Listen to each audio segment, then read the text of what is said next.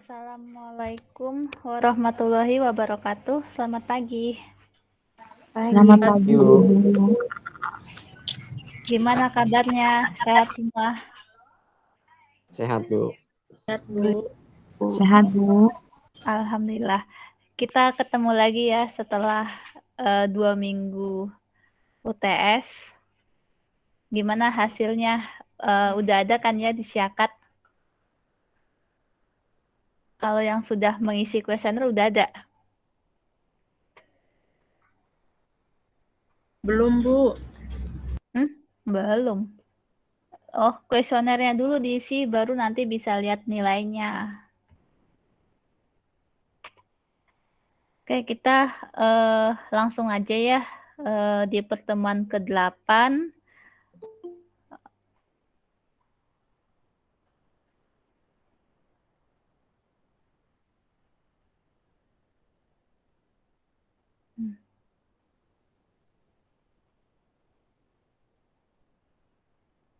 Nah, di pertemuan ke-8 kita akan membahas mengenai accounting for foreign currency transaction, akuntansi untuk transaksi mata uang asing, dan hedging, transaksi hedging atas mata uang asing tanpa perjanjian pertukaran forward, tanpa forward exchange contract. Nah, di sini diharapkan kita harus memahami baik dari segi teori maupun praktiknya, dan harus bisa membuat jurnal ya yang terkait dengan perhitungan transaksi hedging mata uang asing. Nah,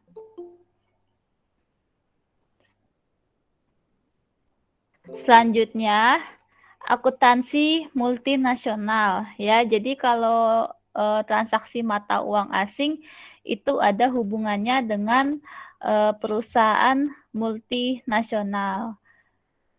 Jadi banyak perusahaan besar dan kecil mengikuti pasar internasional untuk kegiatan jual beli produk dan jasa. Materi ini membahas permasalahan akuntansi yang berhubungan dengan perusahaan yang beroperasional secara internasional. Perusahaan dapat mengalami risiko mata uang asing ketika melakukan transaksi dalam mata uang asing. Sebagai contoh, jika perusahaan Indonesia membeli mesin secara kredit dari produsen yang ada di negara Swiss, maka perusahaan Swiss mengharuskan pembayaran dalam mata uang Swiss. Ini berarti perusahaan Indonesia tersebut harus menggunakan penjual mata uang asing atau bank untuk menukarkan rupiah ke franc Swiss untuk membayar mesin yang dibeli. Selama proses tersebut, perusahaan Indonesia dapat mengalami keuntungan atau kerugian kurs dari fluktuasi nilai rupiah terhadap franc Swiss. Jadi kalau transaksi mata uang asing itu nanti ada untung atau rugi ya, tergantung dari kursnya.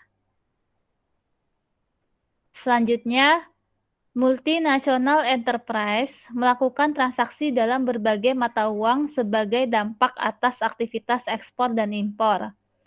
Ada sekitar 150 jenis mata uang di seluruh dunia, tetapi sebagian besar perdagangan dilakukan dalam 6 mata uang utama, yaitu dolar Amerika Serikat, pound sterling Inggris, dolar Kanada, euro, yen Jepang, dan franc Swiss.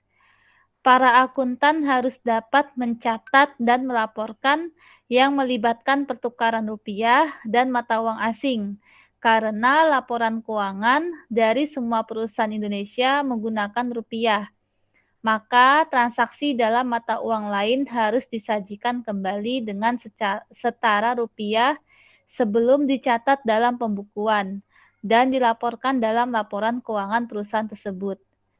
Proses penyajian kembali transaksi mata uang asing menjadi setara nilai rupiah disebut sebagai penjabaran atau translasi. Nah, selanjutnya, transaksi mata uang asing ini ada hubungannya ke PSAK, Standar Akuntansi Keuangan. Di sini ada PSAK 10 dan PSAK 55. PSAK 10 menjelaskan bahwa transaksi mata uang asing yang digunakan sebagai pedoman akuntansi transaksi piutang dan utang usaha yang dinyatakan dalam mata uang asing yang membutuhkan pembayaran atau penerimaan mata uang asing.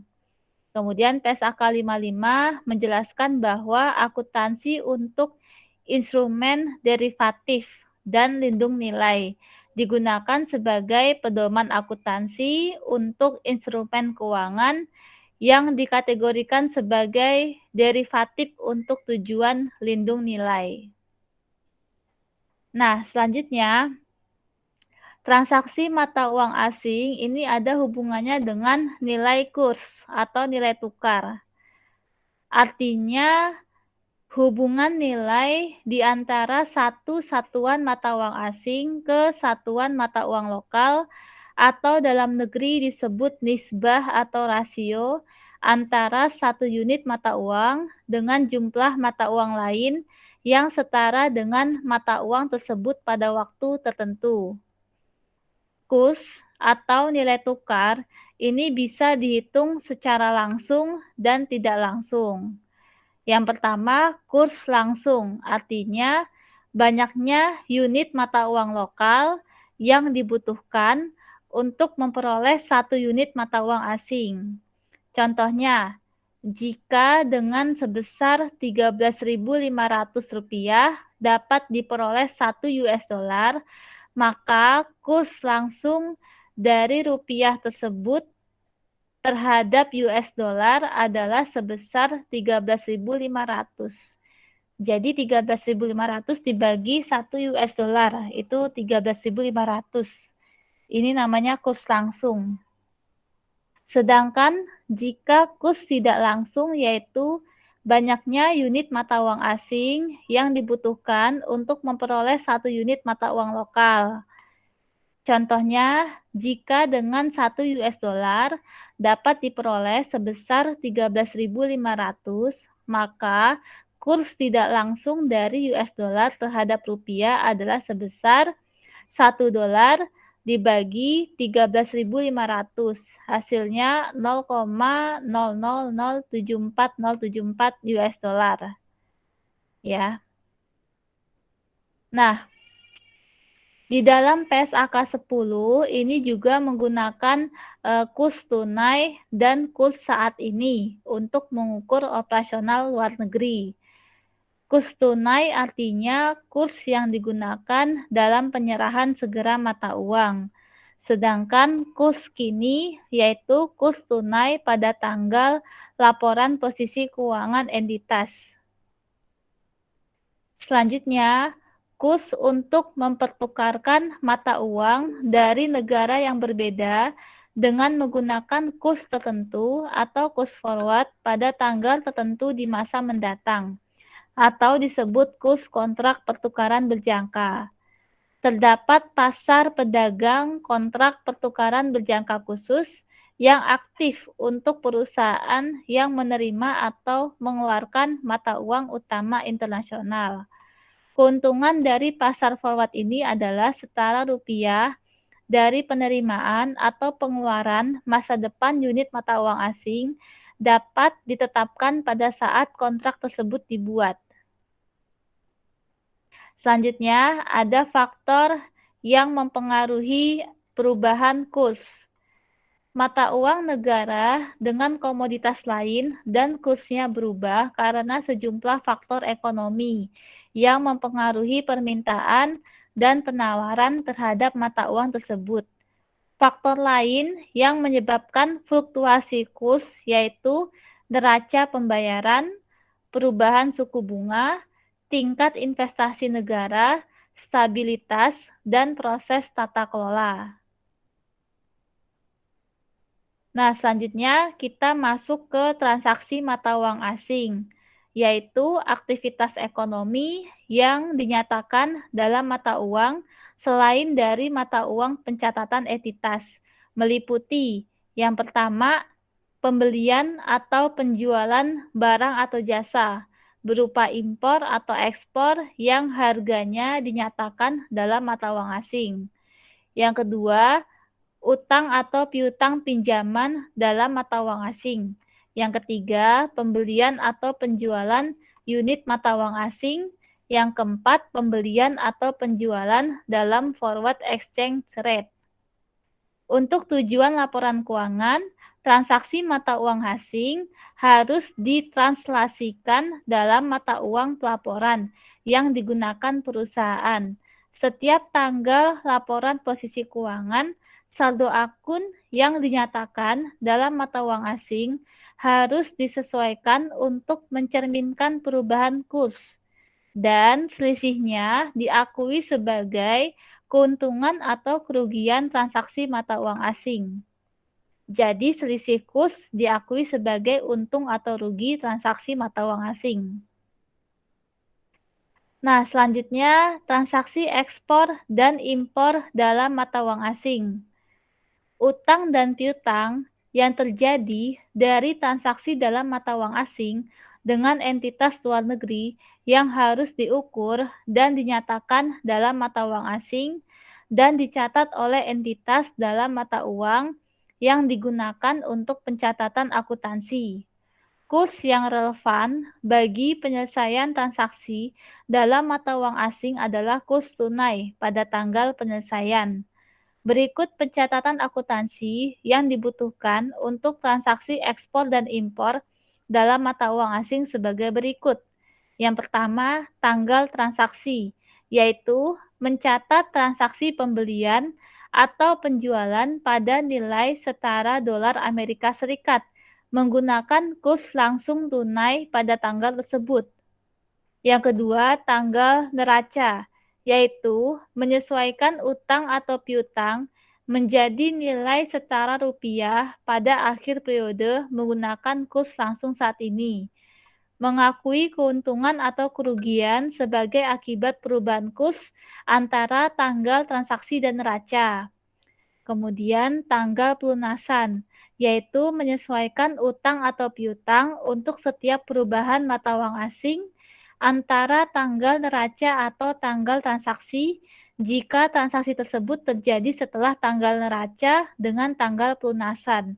Maka mencatat keuntungan atau kerugian yang terjadi dan mencatat pelunasan utang atau piutang dalam mata uang asing tersebut. Nah, sekarang agar lebih paham, kita masuk ke contoh soal, ya. Di sini ada contoh soal transaksi pembelian dari luar negeri. Pada tanggal 1 Oktober, ada yang mau tanya?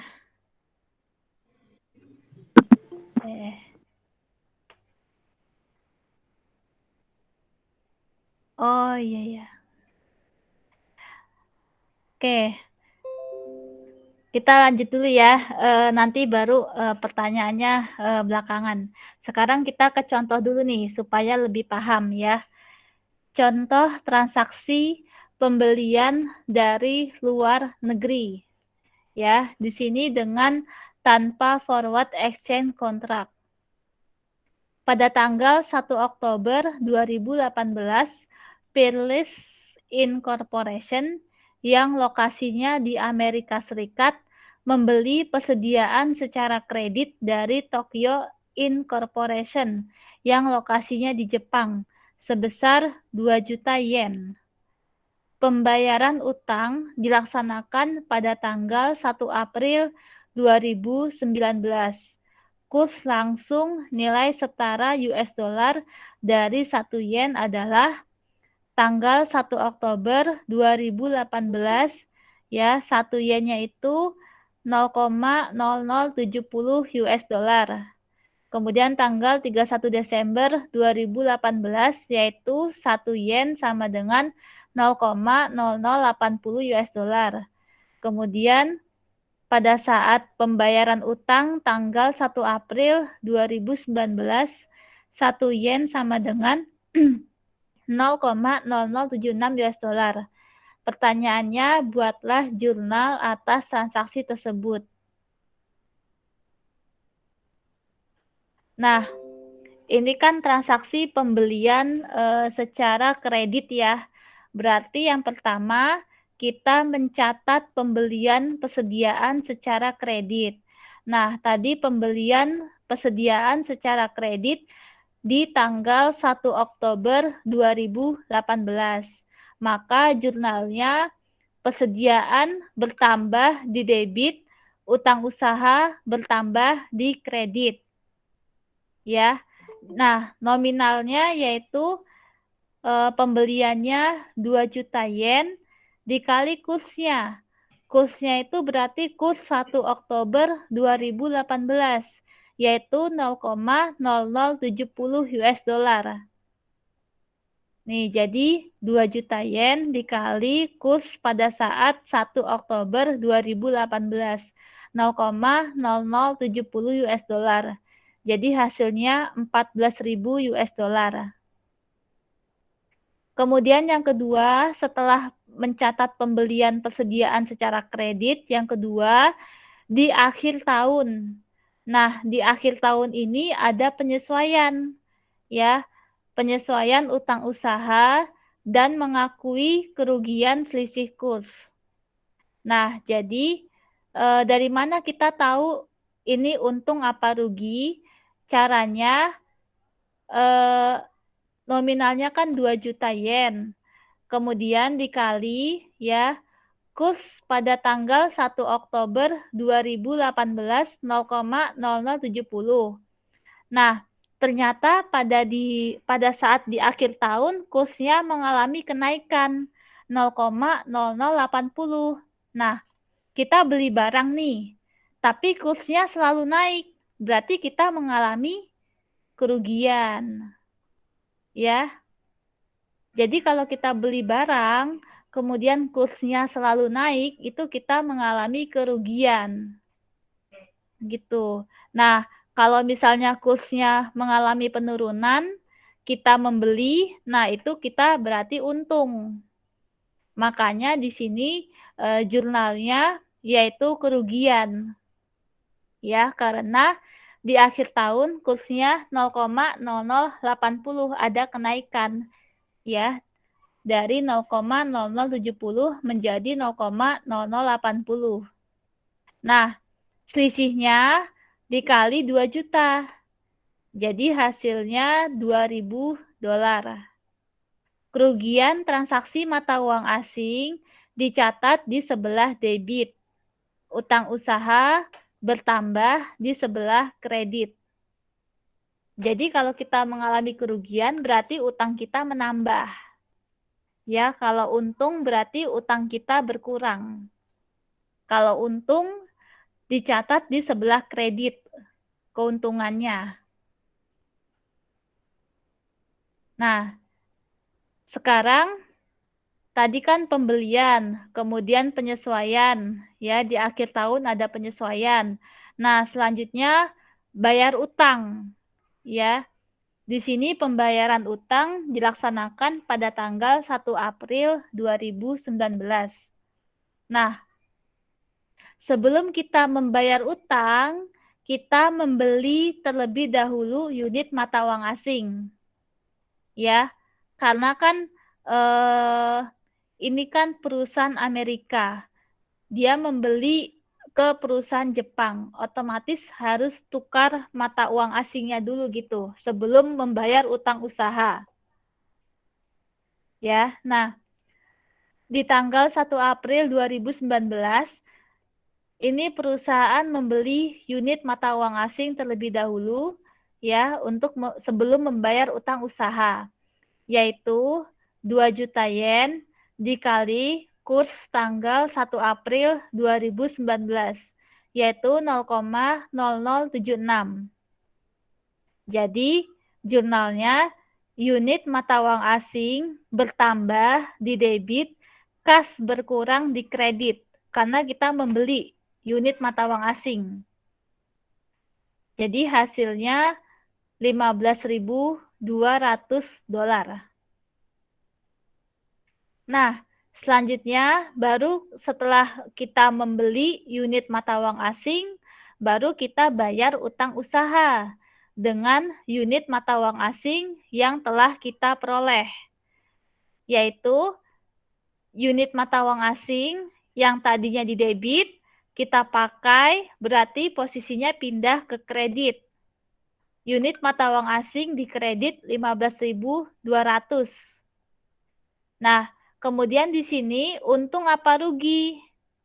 Nah, caranya yaitu seperti tadi ya. 2 juta yen, kemudian kurs dari pada saat akhir tahun 0,0080. Kemudian pada saat bayar utang ternyata kursnya mengalami penurunan ya sebesar 0,0076. Nah, jadi kan mengalami penurunan berarti kita untung. Ya, jadi keuntungan transaksi mata uang asing dicatat di sebelah kredit. Jadi selisih kurs dikali 2 juta yen. Hasilnya $800. Kemudian untuk utang usaha berkurang di sebelah debit. Utang usaha dari mana? Dari sini. 14.000 pada saat pembelian persediaan secara kredit, kemudian pada saat penyesuaian utang usaha. 14.000 tambah 2.000, jadi 16.000. Utangnya berkurang. Jadi debit dan kredit harus balance. Ya, kalau sudah balance berarti sudah benar. Oke, sampai sini ada yang mau ditanyakan nggak? Ini transaksi pembelian, ya. Jadi kalau kursnya semakin naik, berarti kita mengalami kerugian. Nah, berbeda dengan transaksi penjualan, ya. Kalau transaksi penjualan, itu kalau kursnya mengalami kenaikan, itu berarti kita untung. Ya, kita kan menjual barang nih, kalau kursnya semakin naik berarti kita untung. Gitu. Tapi kalau kursnya turun berarti kita rugi. Itu kalau transaksi penjualan. Ya, jadi dibedain transaksi pembelian dan transaksi penjualan. Nah, ini nih. Ya. Di slide ke-20. Ini ada transaksi penjualan ke luar negeri. Ya, kita lihat dulu nih transaksinya. Pada tanggal 1 Agustus 2018, PT Kalbe yang berlokasi di Indonesia menjual barang dagang secara kredit ke perusahaan Willy yang lokasinya di negara Inggris sebesar 200.000 pound sterling.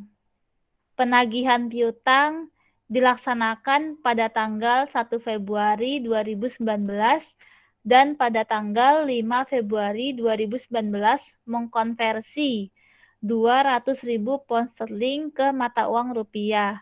Kurs langsungnya yaitu ada 1 Agustus, kemudian penyesuaian 31 Desember, kemudian penagihan piutang 1 Februari dan 5 Februari.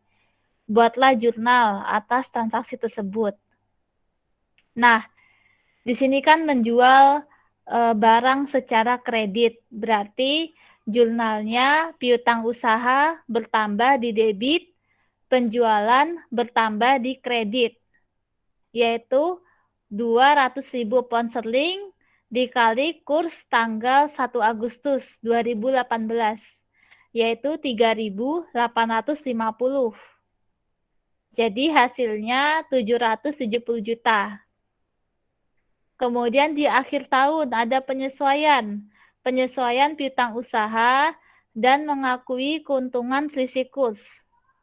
Dari mana kita tahu ini untung? Ya, kita lihat nih. Kurs pada tanggal 1 Agustus 3.850. Kemudian mengalami kenaikan di 31 Desember penyesuaian 4.600. Jadi kalau kursnya semakin naik, transaksi penjualan itu berarti kita mendapatkan keuntungan. Ya. Jadi selisihnya dikali 200.000 pound sterling. Jadi piutang usaha bertambah di debit, keuntungan transaksi mata uang asing bertambah di kredit. Nah, selanjutnya yaitu di transaksi tanggal 1 Februari 2019 menerima unit mata uang asing dari penagihan piutang usaha. Berarti unit mata uang asing bertambah di sebelah debit, yaitu 200.000 pound sterling dikali kurs tanggal 1 Februari 2019. Ya, 1 Februari berarti 4.360. Jadi hasilnya unit mata uang asing di debit bertambah sebesar 872 juta. Kemudian piutang usahanya berkurang karena kita mau melunasi gitu kan, melunasi piutang usaha. Jadi piutangnya berkurang. Nah, di sini dari transaksi penjualan barang secara kredit yaitu 770 juta, kemudian tambah penyesuaian 150 juta. Jadi totalnya 920 juta. Kemudian baru kita lihat nih, ini untung apa rugi, ya. Kurs pada saat penyesuaian 31 Desember 4.600. Kemudian mengalami penurunan di tanggal 1 Februari 4.360. Maka di sini kita mengalami kerugian. Kerugian transaksi mata uang asing dicatat di sebelah debit. Ya, selisih kurs dikali 200.000 pound sterling, hasilnya 48 juta. Nah, selanjutnya di tanggal 5 Februari 2019 mengkonversi unit mata uang asing 200.000 pound sterling ke rupiah. Nah, kalau kita konversi berarti unit mata uang asing itu berkurang di sebelah kredit, ya, dari transaksi jurnal 1 Februari, ya, sebesar 872. Nah, kemudian di sini kita bisa tahu nih untung apa rugi, ya. Dilihat dari kurs 1 Februari 4.360. Kemudian di tanggal 5 Februari mengalami kenaikan 4.550. Ya, kemudian dikali 200.000 pound sterling. Maka di sini kita mendapatkan keuntungan transaksi mata uang asing sebesar 38 juta. Kemudian tinggal dijumlahkan hasilnya kas di debit, ya, sebesar 910 juta. Atau bisa juga dengan cara 200.000 pound sterling dikali kurs di tanggal 5 Februari, yaitu 4.550. Maka hasilnya sama kasnya, 910 juta. Nah, ya, ini kalau ada latihan, kalau mau coba dikerjakan, ya, nanti saya berikan jawabannya dicocokkan. Sampai sini ada yang bingung nggak? Transaksi pembelian dan penjualan mata uang asing?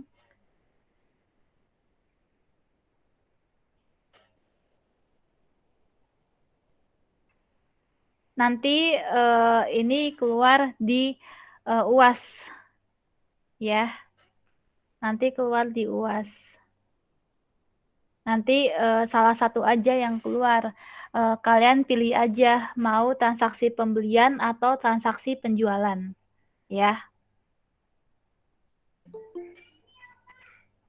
Ada lagi yang mau ditanya? Nggak ada. Kalau nggak ada, kita sekarang ke ini e-learning, ke itu kuis.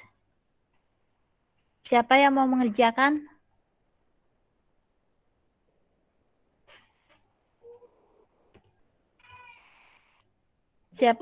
Siapa nih?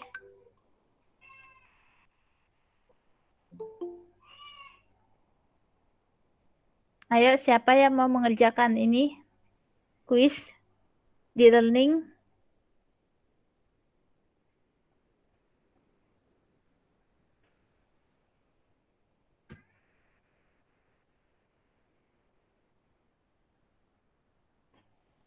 Lagi pada ini ya, apa? Biasanya siapa sih? Magdalena pakai ini enggak? Coba Magdalena. Pakai laptop, Bu. Ya udah bagus. Coba di itu e-learningnya.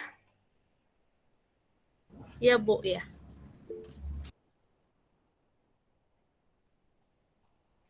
Oh, oke.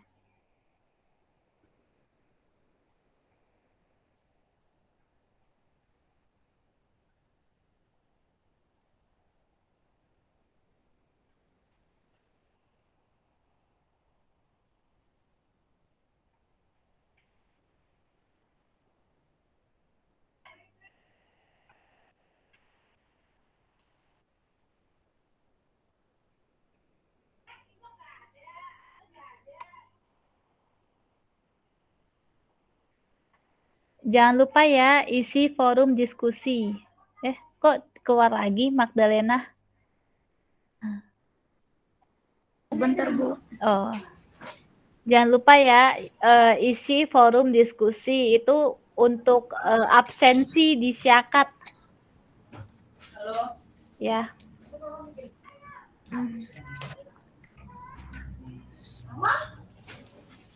Oke, mana e-learningnya dibuka?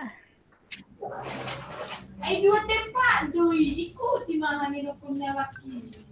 Tarong surat jalan na dilian. Buka e-learningnya.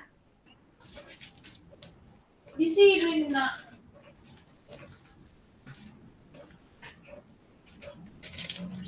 Loh, kok Bu, dari mana ya, Bu? Itu buka tab yang baru Nanti jangan di samping Google Meet itu. Buka tab yang baru. Nah, Ini ya, Bu. ya e-learningnya. Betul. E-learning Esa Unggul. Iya dah.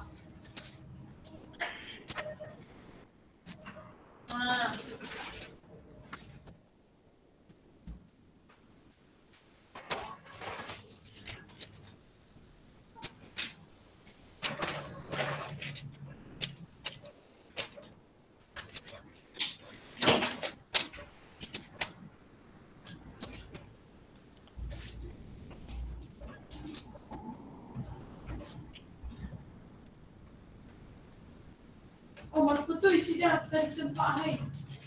Masa? Daftar jadi banyak. Ada teman di mana yang masuk? Ini pakai skala buku bapak.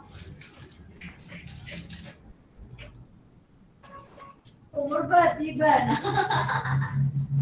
Wajar daftar lebih. Angkat duit saya. Tinggi rumput.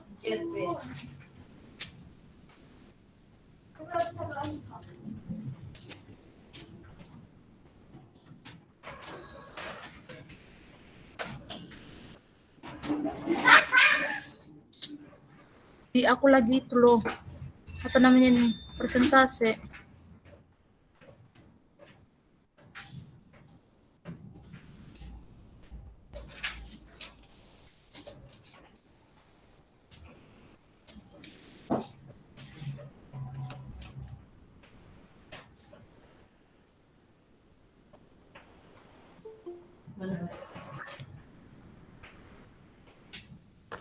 Ada sini satu kan ya?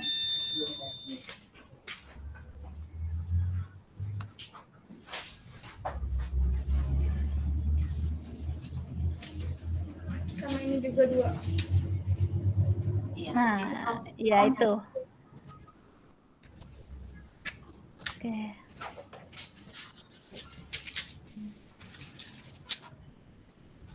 Oke. Lah, kok hilang? Udah, Bu. Udah.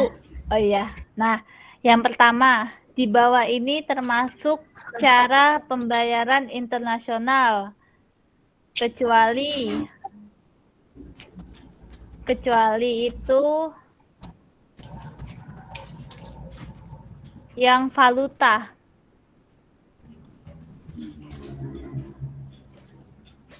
Baik, Bu. Ya.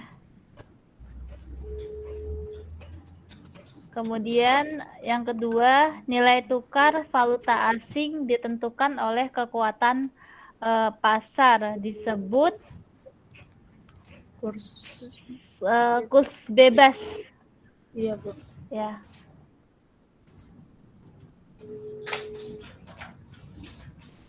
Kemudian yang ketiga, jenis kurs yang menggunakan emas sebagai standar keuangan, disebut kurs tetap ya, ya tetap. Iya, Bu.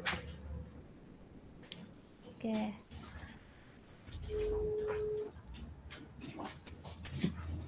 Yang keempat, kurs yang dipakai apabila seseorang membeli mata uang asing kepada bank disebut kurs Valuta asing ya. Tetap. beli mata uang asing kepada bank. Terus jual, Bu. Kurs jual ya, iya.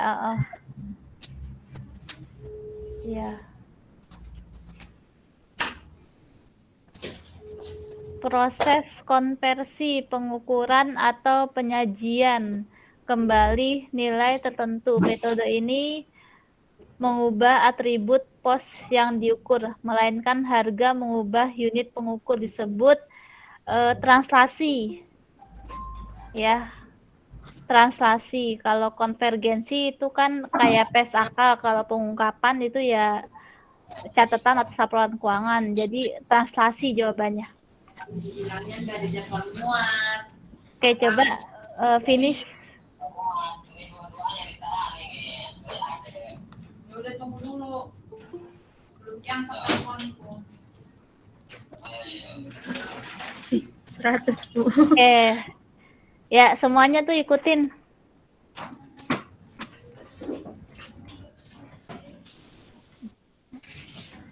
Kalau bisa sekarang udah dikerjakan.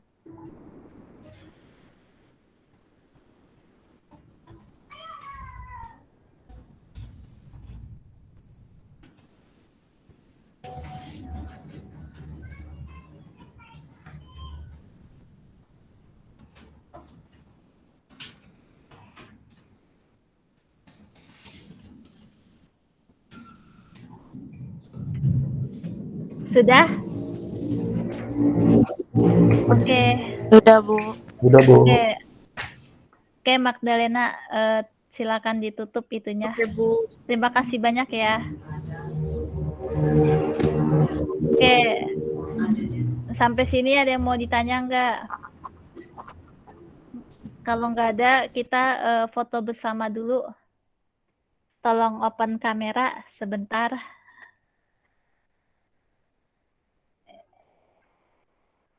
Lagi pada ngapain nih? Pada kerja ya, weekend. Weekend kok kerja mulu sih.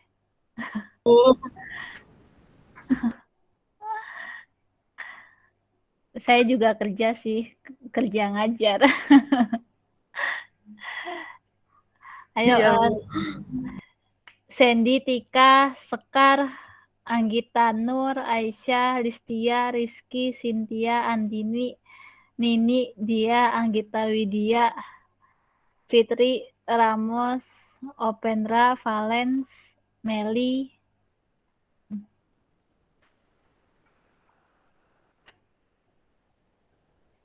Oke ya, 1, 2, 3. Oke. Ya. Nggak ada lagi nih yang mau tanya. Kalau nggak ada, nanti saya share materinya di grup WA ya. Sekalian kalau ada waktu dicoba latihannya. Nanti kalau ada yang belum paham, kita bahas lagi di pertemuan minggu depan. Ya. Oke, sekian untuk materi hari ini. Ya, mohon maaf apabila saya ada kekurangan atau kesalahan dalam menyampaikan. Mudah-mudahan kita semua selalu sehat, dimudahkan segala urusan kita, dan tetap semangat. Terima kasih Amin, banyak Bu. ya Makasih, Bu. semuanya. Wassalamualaikum. Lagi Bu. Waalaikumsalam warahmatullahi wabarakatuh. Sama-sama. Makasih Bu. Makasih, Bu.